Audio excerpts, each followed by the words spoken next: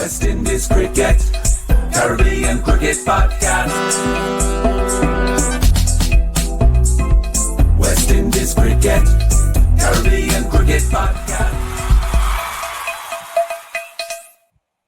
Yes, ladies and gentlemen, welcome back to another edition of the Caribbean Cricket Podcast. I'm one half of the Caribbean Cricket Podcast, Machel St. Patrick Hewitt, and we are here today to talk briefly about the West Indies women's tour of India. As promised, for those of you who've been watching the kind of recent frequent churn out of content over the last week, we have been promising for quite some time that we will drop some kind of talking points around the West Indies women's team.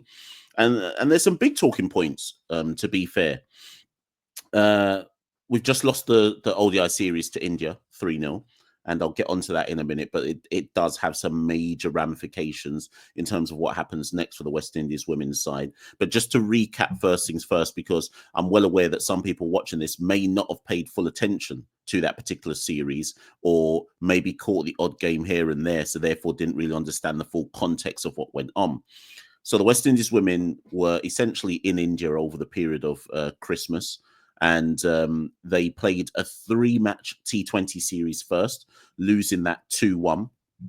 They lost the first T20 by 49 runs, won the second T20 by 9 wickets. Hayley Matthews, 85 not out from 47 balls.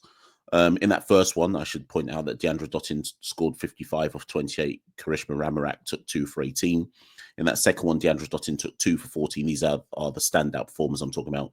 And then in the rubber match, India won that quite comfortably by 60 runs. Chanel Henry with a bit of an all-round performance with 1 for 14 from her 2 overs and then 43 of 16 with the bat.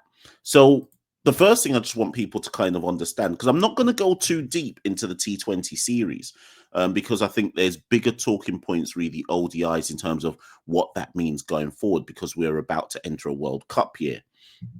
And what's kind of important to point out here with regards to the T20s is, I think, and I always say this about West Indies cricket, people should always say to themselves prior to any West Indies series, what is their expectation? And I always say, what's your realistic expectation? Going away to India, did anybody realistically, and I'm talking about people who actually pay attention to the West Indies women's team, did anybody realistically expect the West Indies women's team to win either of those series, whether T20 or ODIs? That's the first question. The second question then is, putting those 2 series together, so 6 matches, 3 T20s, 3 ODIs, did anybody realistically expect the West Indies to win more than 1 match? Did anybody have them down to win any? And I think only when you put things in that kind of context can you then make kind of big pronouncements or analyses was this underachieving, was this overachieving, etc. As things stand, on paper, the West Indies women travelled to India in a 3-match T20 series and lost 2-1. For me, I'm cool with that.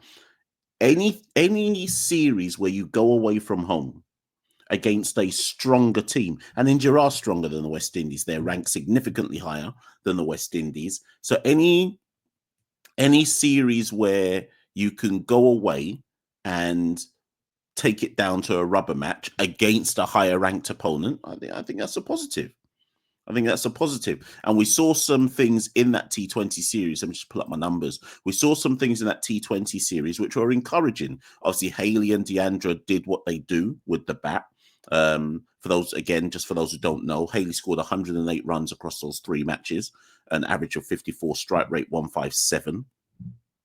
Deandra scored, she only batted twice, scored 77 runs at an average of 39, strike rate 171. Kiana Joseph continued her evolution at the top of the innings. She's now a bit of a pinch hitter alongside Hayley, which takes pressure off Hayley.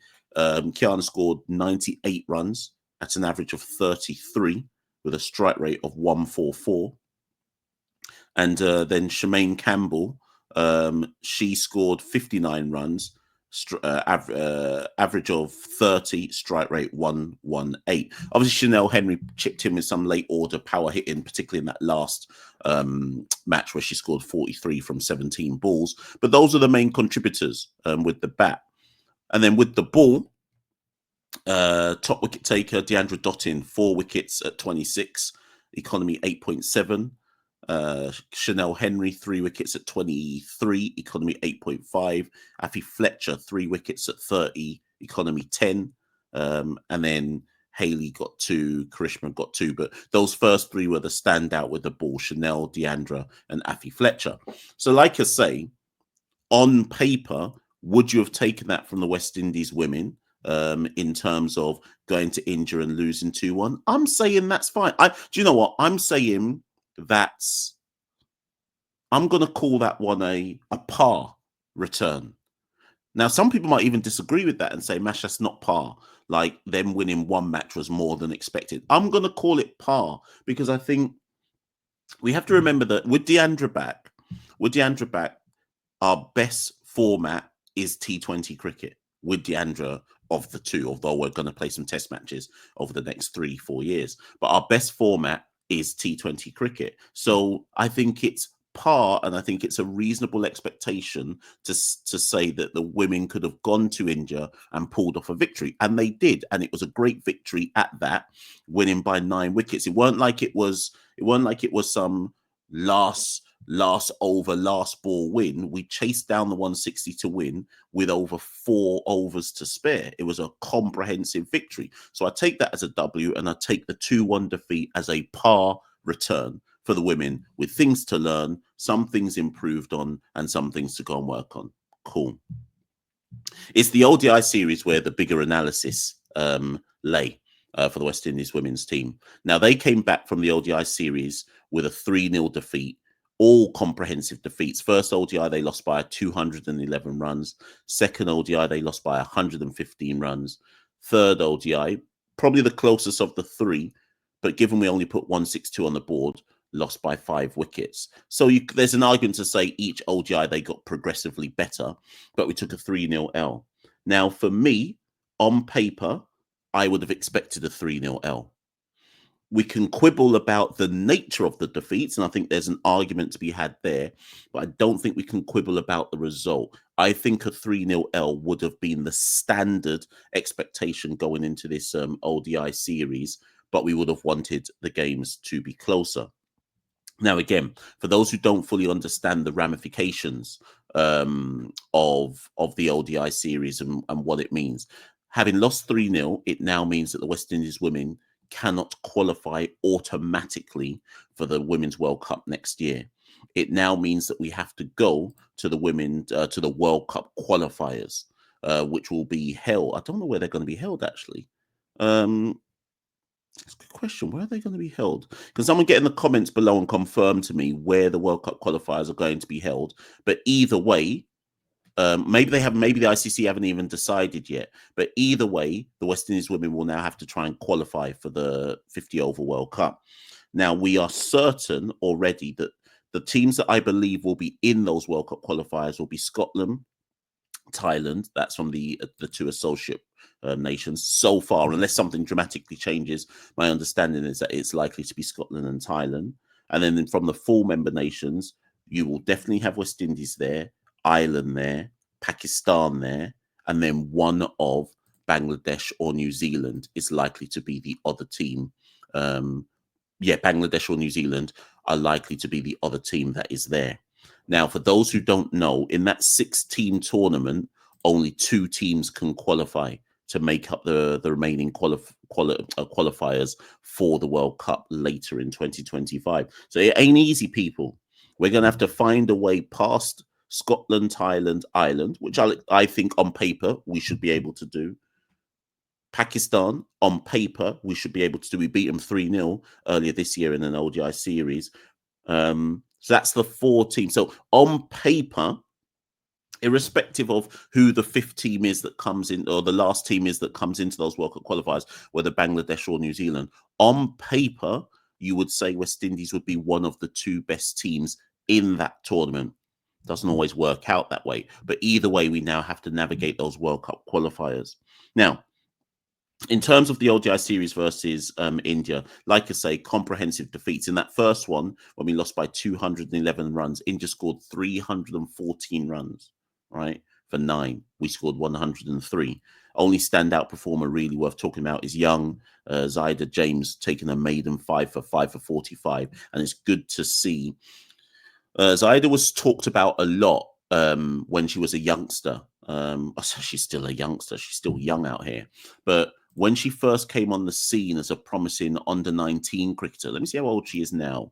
She's currently 20. So I first heard about her as a 17-year-old, like playing under-19 cricket, and people saying this girl may be the next good young women's cricketer to come through, and they've clearly invested in her. She's been on the senior scene now for at least 18 months, I'd say, getting bits and pieces here and there, but it now looks like she's an established or becoming starting to become an established member of the senior side. So it was good to see her get her maiden 5 for. I still want to see her execute. I mean, she's only 20. Still love to see her execute. She's an all-rounder. If Zyda is developed properly, she can become a very good all-rounder for the West Indies. Obviously, she's a long ways away from that, but she has the potential to be so. So it was good to see her get her maiden 5 for. In the second game, India put up 358 for 5.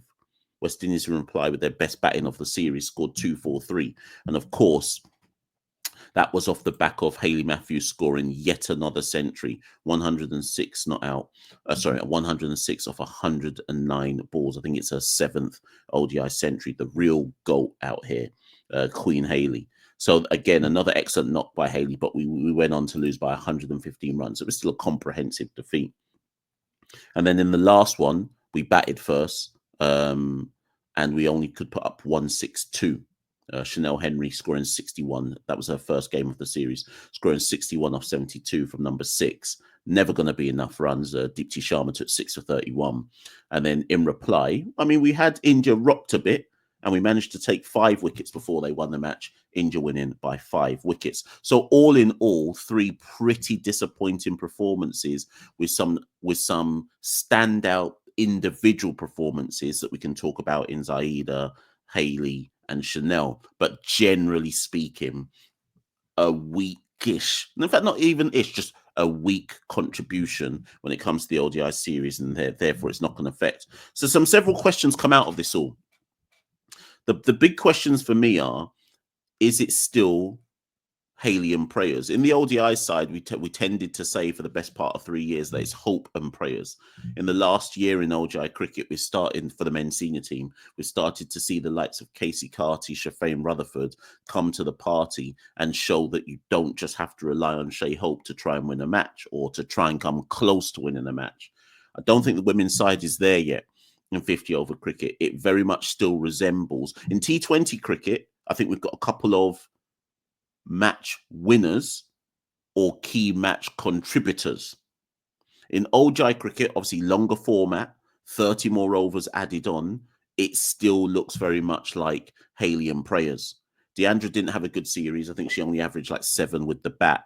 And when you consider that Hayley is the top gun in that ODI side, there is no Hayley and prayers can work against, with respect, the associate side. So Scotland, Thailand, even maybe Ireland, Pakistan, etc. But when you're playing those top tier nations in the women's game, Hayley and prayers might get you the odd one win, as it did on this tour. We got 1 win out of 6, 1 in the T20s, which was Hayley Matthews scoring 85 from 40 balls or whatever, 85 not out of 40 balls or whatever, right?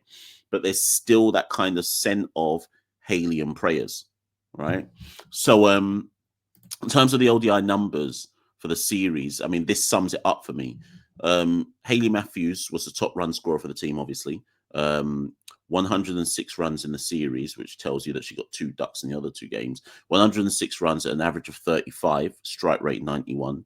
Shemaine Campbell, 105 runs, an average of 35, strike rate 70. Still want to see Shemaine build up that strike rate, but she's the glue in that team, in that top order, in terms of someone that people can bat around. But other than Hayley and Shemaine, and obviously Chanel scored 61 in that one match that she played at the end, no one really contributed with the bat, and we just can't compete. West Indies can't compete if there aren't going to be more contributors with the bat in the side. Obviously, we were missing Stefani Taylor, and that's a key kind of cog in the team as well. And if we can get Stephanie Taylor fit to play a consistent run of matches, along with the fact that Deandra is now back from retirement, maybe we can start to have this conversation again in a different kind of light. But we need more contributors with the bat. And even more so, let's not get away from it. With the ball, I spoke about Zaida James 5 for 45, which is great. But again, with the ball, India scored 3-1-4 in the first game, 3-5-8 in the second game. It's not acceptable. Whether India are good or not, or whether they're one of the best teams in the world or not, is irrelevant to me. You can't be letting a team score 3-1-4 and 3-5-8, particularly when you're not even able to put up more than 250 in response, right? And so that speaks to a bowling issue in the side. Zaida nabbed 6 wickets in the series at an average of 17. And then that was it. Kiana bowled 2 overs and took 1 for 27, but that was it. Everybody else in the team there weren't any wicket taking options in the side, really and truly. Deandra took 3 wickets, 48 apiece, and it's good to see her getting some more bowling miles into her into her legs, and her economy was pretty good, 6.5. Hayley Matthews had an economy of 5.2. Karishma Ramnarak had an economy of 5.4. So it's not even so much that people aren't keeping it tight. There's just not enough penetrative wicket-taking bowlers. And I guess what that means for the women's side is without the penetrative bowlers, you're already putting so much pressure on the likes of Hayley and Deandra, Shemaine Campbell, who are probably the 3 linchpins in that current ODI side, to have to do something special.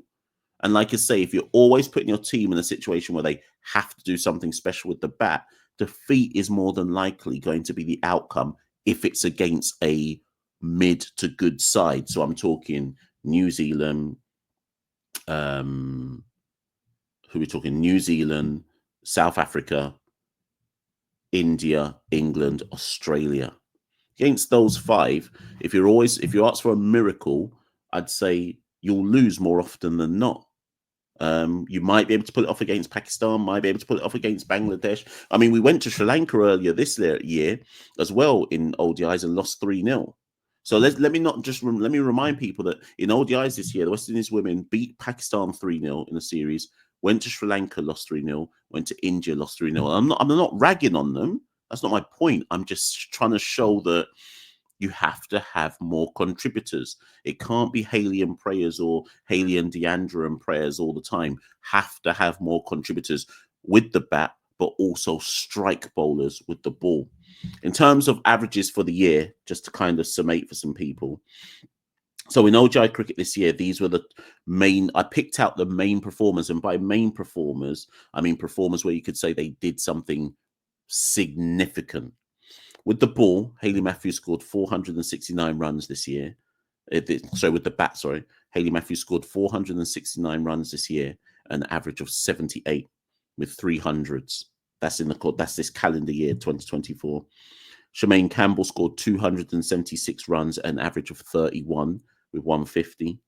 And Stephanie Taylor, who played 6 of the 9 games, scored 172 runs, an average of 29 with 150. Obviously, Deandra only just came back in at the back end of the season, but she didn't fire with the bat. And I make that point to say that we need Deandra to fire with the bat in ODI cricket, because those numbers I've just read to you just confirm what I've been saying. It currently still looks like Hayley Matthews and Prayers. And unless somebody like a Deandra can fire with the bat, more often than not, you're going to find yourself in difficulties.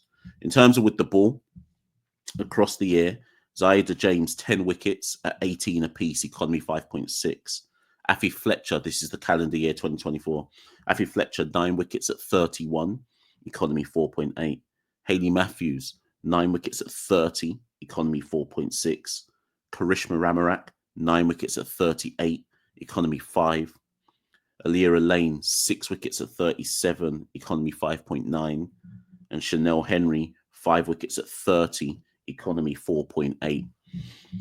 People may remember those stats I've just read to you highlight 2 particular things for me. And people may remember from, I think, the last video I did on the West Indies women's team, there are 2 main things that stand out for me when it comes to bowling with the West Indies team. We are spin dependent and spin heavy. which understandably, if that's the strength in terms of our bowling, it makes sense that that's what the numbers are going to show. But we still, for me, lack a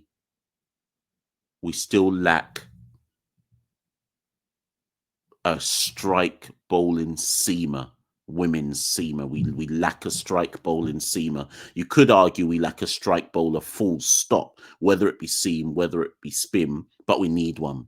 So if I'm Shane, the head coach, and his backroom staff, one of the things I'm trying to target, obviously there's the West Indies Women's Academy side as well. One of the things I'm trying to target going forward over the next 18 months to 3 years is, can I find a seamer? Can I find a breakthrough star at the age group level that we can develop and marinate to become a senior? I don't think star's the wrong word, but a senior player, like in the kind of style of Aida James, who can develop slowly over the course of the next 18 months to 3 years to be a staple in the senior side as a seamer. Of course, the likes of Aaliyah Elaine may well get better and improve. Chanel Henry, I mean, she took 5 wickets at 30. But when I'm talking about strike bowler people, I mean somebody you can turn to who you think will get you wickets. I don't mean somebody who might chip away every now and again. I'm talking strike bowler. And I think that's why we saw the results that we saw in India. We lacked a strike bowler. And that's why India, and obviously India have got some very good batters in their side, but we lacked a strike bowler. And in the 50-over format, that's just not sustainable against the top sides, because it, like I say, it always will inevitably lead to, well, over to you, Hayley, can you perform a miracle? Over to you, Hayley and Deandra, or over to you, Hayley and Shemaine. Can somebody perform a miracle? And that's not sustainable. Even if we can get Stefani Taylor back fit and back on the pitch on a more regular basis, it's still not sustainable to have that approach. So that's my targets for 2025 for the West Indies women's team going into a World Cup year. One, we've got to try get through those World Cup qualifiers as one of the top 2 teams to get to the World Cup itself. And then 2, in terms of developmental cricket, and one of the things we need to be focusing on, can we produce seamers? And if we can't produce seamers, can we find a strike bowling spinner? Can we find a strike bowler? Full stop. You may, again, like I say, I'm not here to say that I'm right. I'm just here to say this is Machel St. Patrick here at One Half the Caribbean Cricket Podcast. We're here to talk the talking points. You're here to listen and agree, disagree, whatever it might be. Get in the comments below. Let me know what you think. Like the video, subscribe to the channel, share it. Find us on all the social media handles: Blue Sky, Facebook, Instagram, TikTok, X. We're on all of them. You can find us on all of them. And by the way, just a little bit of a heads up. So we've got the award show coming. We're recording that on Tuesday. We think that might be a live show. We haven't decided yet. But there's also a brand new series of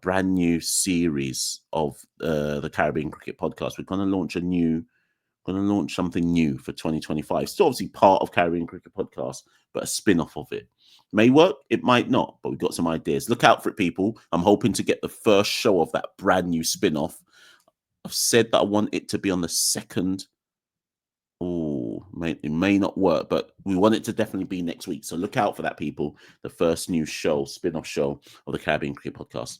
I'll be Machel St. Patrick here at One Half the Caribbean Cricket Podcast. If you'd like to financially contribute, you can go to www.patreon.com/caribcricket, or below, I believe there's a function on YouTube called Super Thanks or something like that. You can always use that if you want, in lieu of not wanting to become a patron. Also, if you're interested in the brand new Caribbean Cricket Podcast beanies, they're kind of heading out the door real quick. Might be sold out before some people realize that you can get them. But if you're interested, send me an email, DM me, etc., and we can talk about it. Listen, I'm out, people. I've been Machel St. Patrick here at One Half the Caribbean Cricket Podcast. See you all again very, very soon. West Indies Cricket, Caribbean Cricket Podcast. West Indies Cricket, Caribbean Cricket Podcast.